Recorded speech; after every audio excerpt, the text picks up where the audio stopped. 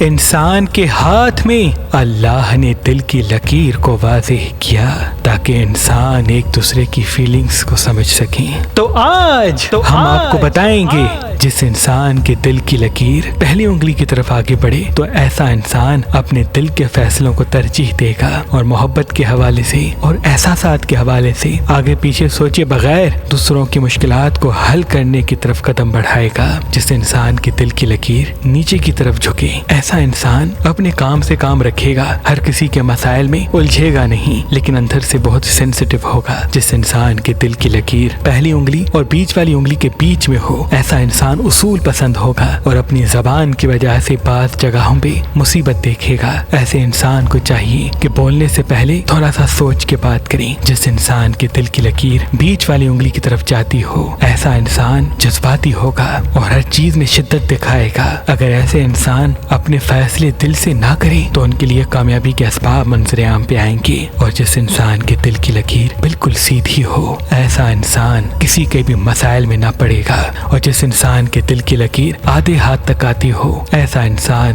بہت ہی سیلفش اور خود غرض ہوگا۔ اور جس انسان کے دل کی لکیر میں بار بار لکیریں نکلتی ہوں ایسا انسان دل کی وجہ سے بہت دکھ دیکھے گا۔ ایسے انسان کو چاہیے کہ اندھیرے میں کم بیٹھیں، پاسٹ کے بارے میں نہ سوچیں تاکہ ان کا فیوچر ان کو فائدہ دے سکے۔ اگر آپ بھی اپنا چہرہ یا ہاتھ مجھ سے پڑھوانا چاہتے ہیں، علم جعفر کی روشنی میں اپنا ذائچہ بنوانا چاہتے ہیں، اپنے خوابوں کی تعبیر پوچھنا چاہتے ہیں یا کسی بھی پریشانی کے حوالے سے استخارہ کروانا چاہتے ہیں تو ہمارے نمبر پہ کال کریں اور مجھ سے ٹائم لے کے بات کریں۔ مزید معلومات کے لیے آپ ہماری ویب سائٹ meherbanli.com بھی وزٹ کر سکتے ہیں۔ اللہ آپ کو سلامت رکھے، اللہ آپ کو سلامت رکھے۔